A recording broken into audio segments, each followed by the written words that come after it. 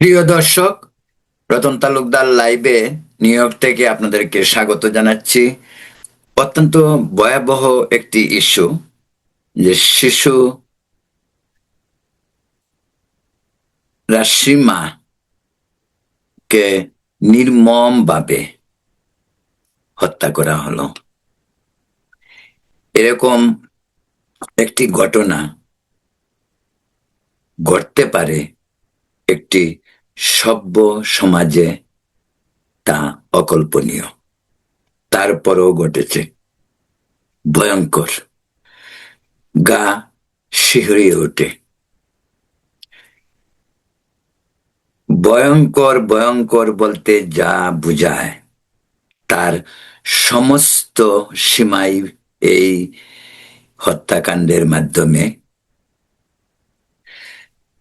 সম্পন্ন হয়েছে, যা বাংলাদেশের ইতিহাসে একটি কলঙ্ক, লজ্জা, এবং এটা জাতির জন্য একটি গ্লানি।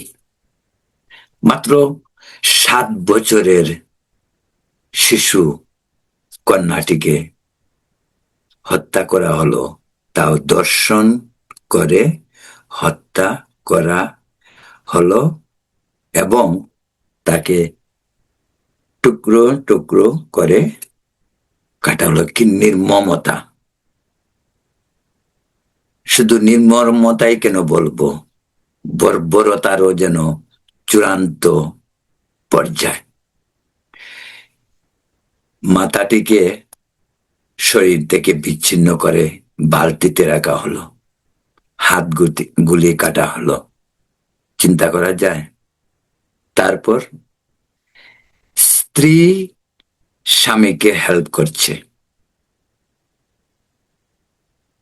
পুরা ঘটনাটা আপনারা জানেন।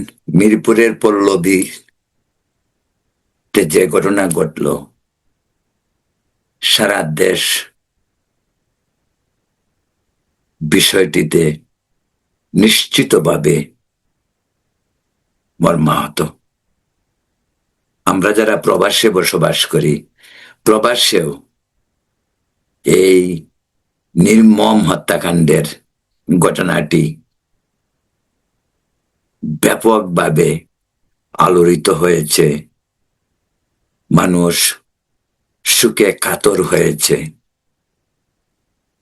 কিন্তু সমাধানটা কি? আজকের রাশিমা হত্যাকাণ্ড চূড়ান্ত পর্যায়ে, যেটা আগেই বলেছি, কিন্তু এই শিশুদের উপর হত্যা, বলাৎকার, ধর্ষণের পর মেরে ফেলা কোনো নতুন ঘটনা নয়। এবারের ঘটনাটি নির্মমতার একেবারে চূড়ান্ত পর্যায়ে গিয়েছে বলে আজকে সারা দেশে, এমনকি বিদেশেও মানুষের বিবেককে নাড়া দিয়েছে। মানুষ আতঙ্কিত। বাংলাদেশে আজকে যাদের সন্তান স্কুলে, মাদ্রাসায়, এমনকি ঘরের বাইরে, বারান্দায়, উঠোনে খেলার রত অবস্থায়ও কোনো শিশু নিরাপদ নয়। এই গ্লানি বুঝা জাতিকে বহন করতে হবে।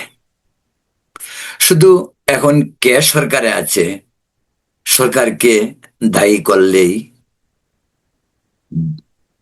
সব এড়ানো যায় না।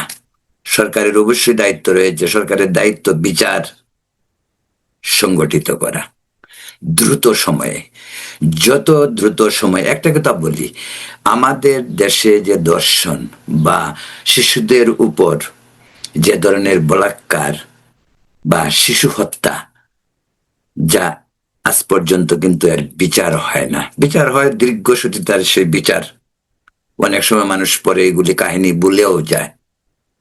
আর পর্দার আড়ালে অনেক কাহিনী বানিয়ে এ সমস্ত মামলাগুলি ধামাচাপাও দেওয়া হয়, এমন ঘটনাও রয়েছে।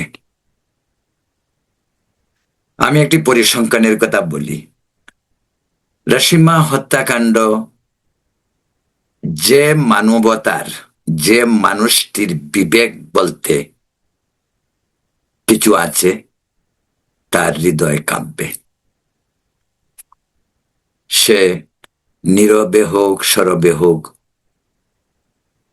তার মনে খুব সঞ্চার হবে দেশের আইন শৃঙ্খলার অবনতির একটি সংকেত দীর্ঘদিন যাবতই ছিল। ঘটনাটি এক ধরনের অমানসিক বর্বরচিত হলেও প্রায় সিমিলার টাইপের ঘটনা কিন্তু নিকট অতীত থেকে অনেক কাহিনী আমরা জানি এবং আমরা দেখছি। আমি আপনাদেরকে একটি পরিসংখ্যানের কথা বলতে চাই। সেই পরিসংখ্যানটি হলো গত 20 মাস, এই 20 মাসের সময়কাল 2024-এর সেপ্টেম্বর থেকে 2026-এর এপ্রিল, এই 20 মাস। এই পরিসংখ্যানটি দিয়েছে মানবাধিকার সংগঠন হিউম্যান রাইটস সাপোর্ট নামে একটি মানবাধিকার সংস্থা। তাদের বক্তব্য, গত 20 মাসে এই সময়টুকু 24-এর সেপ্টেম্বর থেকে এপ্রিলের 26 পর্যন্ত 20 মাসে 644 জন শিশুকে ধর্ষণ ও হত্যা করা হয়েছে। শুধু গত 2 সপ্তাহে ধর্ষণের পর হত্যা করা হয়েছে 5টি শিশুকে। বাংলাদেশের কাগজের রিপোর্ট, আন্তর্জাতিক বিভিন্ন পত্রপত্রিকায় এই রিপোর্টটির এই পরিসংখ্যানকে কোট করা হয়েছে। সময়টা এখন কখন? 20 মাস। কে ছিল ক্ষমতায় এর আগে? অন্তর্বর্তীকালীন সরকারের ডক্টর ইউনূসের নেতৃত্বাধীন যেটা অন্তর্বর্তীকালীন সরকার বলেন, যে ধরনের সরকারই বলা হয়, তত্ত্বাবধায়ক বলেন, অন্তর্বর্তীকালীন বলেন, বা এই সরকার তো বলতে গেলে তারা যেতে চেয়েছিল না। তাদেরকে চাপে ফেলে দেশে একটি নির্বাচন হলো। আজকে বিএনপি নেতৃত্বে তারেক রহমান সাহেবের প্রধানমন্ত্রিত্বে নতুন সরকার। প্রিয় দর্শক, বলছিলাম যে এই ডক্টর ইউনূসের 20 মাসের যে সরকার, এই 20 মাসের সরকারের মাঝেই কিন্তু 644 জন শিশুকে ধর্ষণ, হত্যা এই সমস্ত করা হয়েছে। এই কেসগুলি হিউম্যান রাইটস অর্গানাইজেশনের আওতায় পরিসংখ্যানটি বের হয়েছে। তো ডক্টর ইউনূসের আমলে অনেক ঘটনাই ঘটেছে। মব বলে বহুল আলোচিত কথিত কথাবার্তাগুলি এর আগের সরকারের আমলে কিন্তু আমরা শুনিনি। তেমন মব রাজত্বের যে সময়টা, সেটা হলো ডক্টর ইউনূসের অন্তর্বর্তীকালীন সরকারের সময়েই বলা যেতে পারে। তো আমরা যারা সচেতন মানুষ, যারা সমাজ প্রগতি, জীবন, রাজনীতি, অর্থনীতি নিয়ে কথা বলি, সমাজের সচেতন অংশ, তারা বিচলিত হয় একটিমাত্র কারণে, এই অবক্ষয়, সামাজিক অপরাধ যখন বেড়ে যায়, তখন বিশেষ করে একেবারে ফুলটি ফুটেই নি এখনো, সেই কলিতেই জ্বরে যাওয়া মানুষকে শুধু বেদনা দেয় না, এই মনোবেদনা মানুষকে, সমাজকে লজ্জিতও করে। প্রিয় দর্শক, জেসওয়াল রানাকে গ্রেপ্তার করা হয়েছে। যাই হোক, আমাদের পুলিশ বাহিনীকে অনেক ধন্যবাদ বলতে হবে যে 8-9 ঘন্টার ভিতরেই তাকে গ্রেপ্তার করা হয়েছে। কিন্তু ভাবা যায় যে তার স্ত্রীও তাকে সেই ঘরে সহায়তা করলো, গ্রিল, জানালার গ্রিল কেটে তাকে বেরিয়ে যাওয়ার পর্যন্তও সে দরজা খুলেনি। পুরা ঘটনায় আপনারা জানেন, তাই নতুন করে গুলির বলার দরকার নেই। সে তার যে জবান বন্দি, সেখানে সে স্বীকার করেছে ঘটনা কিভাবে ঘটেছে। কিন্তু একটি বিষয় অত্যন্ত গুরুত্বপূর্ণ, যে বিষয়টি নিয়ে এখন পর্যন্ত অনেকেই শঙ্কিত আমার মতো। সেটা হলো কি, বাংলাদেশে যখন কোনো ধরনের অপরাধ সংগঠিত হয়, সেই অপরাধের যে নায়ক, তাকে বিভিন্ন বিভাগে বিশেষণ বানানো হয়। যেমনটা মানসিক রোগী, ইয়াবা সেবন করে এডিক্টেড, মদ খেয়েছে, গাঁজা খেয়েছে, এসব করে এইগুলি, এই নেগেটিভ গুলি কিন্তু তৈরি করা হয়। এই নেগেটিভ দিয়ে পরবর্তীতে যাতে আইনের ফাঁক করে সাজা কমানো যায় বা বেঁচে যেতে পারে, নেপথ্যে বহুত কাহিনী ঘটে, রাজনৈতিক ইনফ্লুয়েন্স যদি এতে ইসে হয়, তাদের হাত প্রসারিত করে প্রভাবশালী ব্যক্তি যদি ইনভলভ হয়, তো অনেক কিছুই হয়। আমাদের সাংবাদিকদের বলুন, আজকে যে সাগর রুনি হত্যা, কতদিন হয়েছে কিছু এখন পর্যন্ত? শেখ হাসিনার সরকার গেল, ডক্টর ইউনূসের সরকার গেল, ইউনূসের সরকার তো একেবারে আমাদেরকে এসে কত কাহিনী শোনালো, সংস্কার, একেবারে সমাজ উন্নয়ন, কোনো কিছুই বাকি রাখলো না। কি হলো? নিজেদের পকেট বুঝাই করেছে তারা, করে তারা চলে গেছে। চলে যায়নি, তারা এখনো বসে আছে, এখনো ষড়যন্ত্র করছে।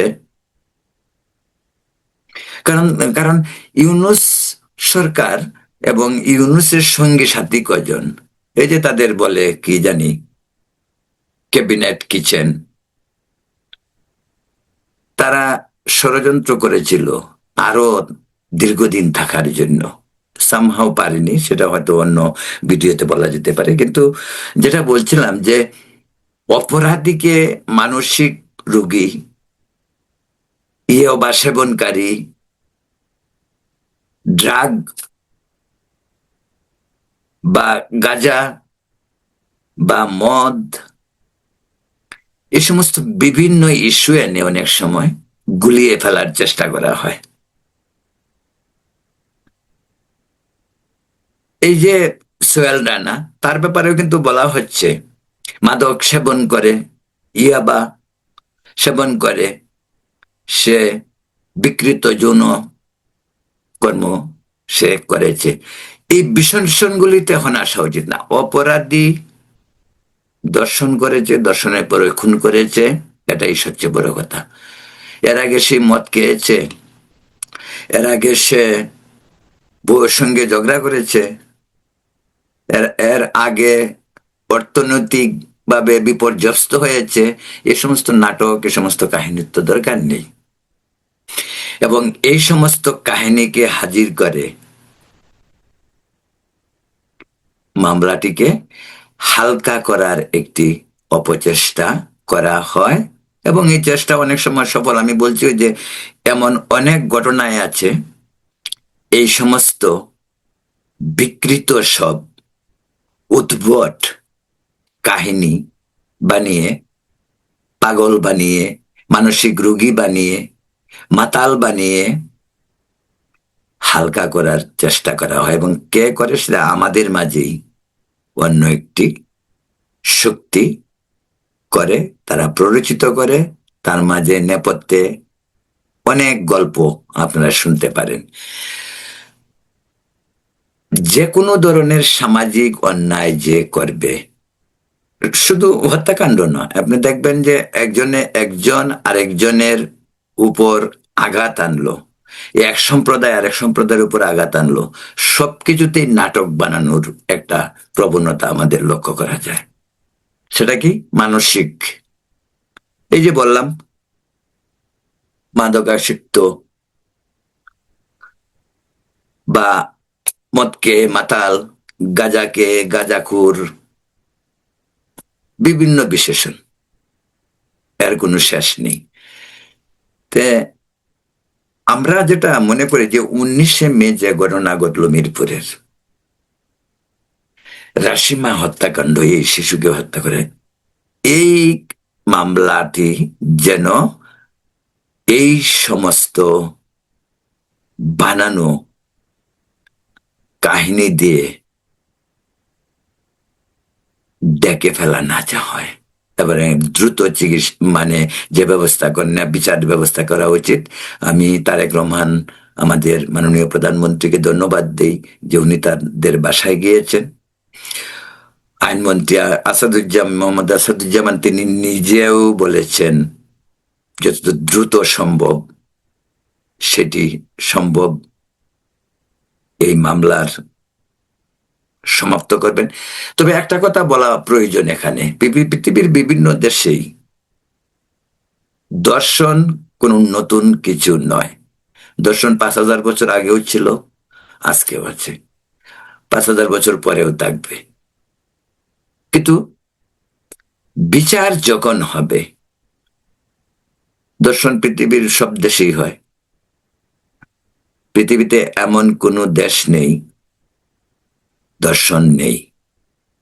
হতে পারে কম বেশি পার্সেন্টেজ বিভিন্ন জায়গায়, আমরা হয়তো সব সীমাই লঙ্ঘন করেছি।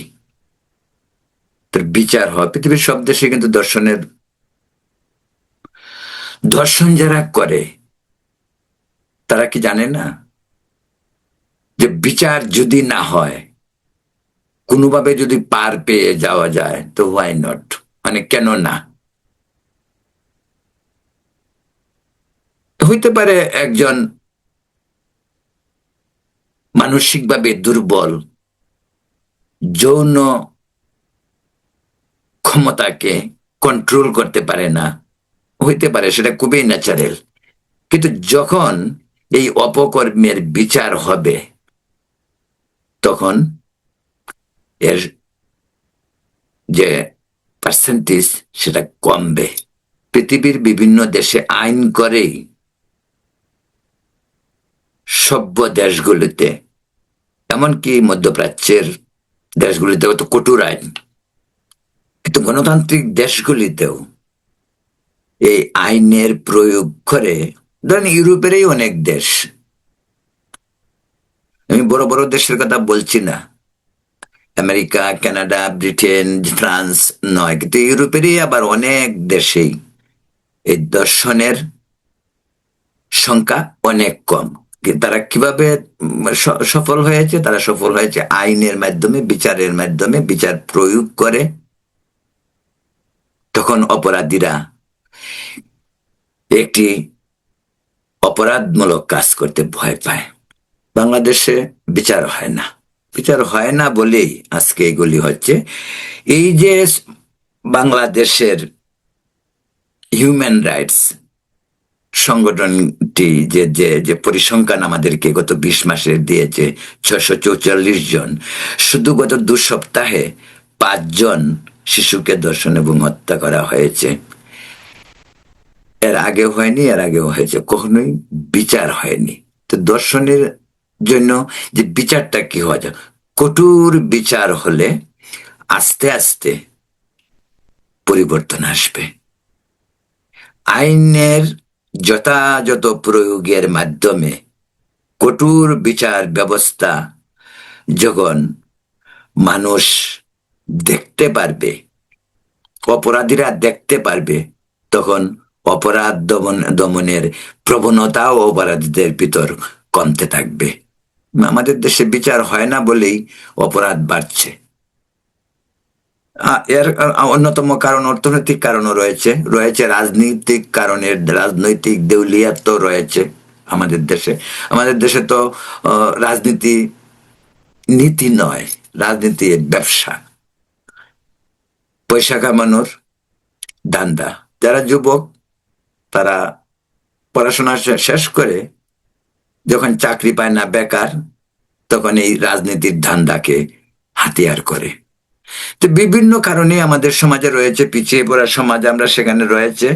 যাই হোক, এই রাশিমা হত্যাকাণ্ডের দ্রুত বিচার হওয়া প্রয়োজন এবং এই হত্যার বিচার হওয়া উচিত মৃত্যুদণ্ড সোজা। যখন এই শিশু হত্যা বা ধর্ষণের বিচার মৃত্যুদণ্ড দিয়ে শুরু হবে, এমন কিছু ঘটনা খুব দ্রুত ঘটবে। বেশ কয়েকটি বিচার যখন খুব দ্রুত, ধরা যাক এক্সাম্পল এরকম যে 1 মাসের মাঝে, কেসের তো অভাব নেই, এরকম কেস অনেক ঘটেছে, 1 মাসে 5টা বিচার হলো এবং এই 5টা বিচারে 5 জনের ফাঁসি হলো। জবাবই তাকে মৃত্যুদণ্ড দেওয়া হোক, সেটা মৃত্যুদণ্ড হলো। তখন সেটা সমাজ এবং মানুষের বিবেককে নাড়া দেবে। এবং এর জন্য আমি মনে করি সরকারের ভূমিকা এবং মিডিয়ার ভূমিকাও গুরুত্বপূর্ণ।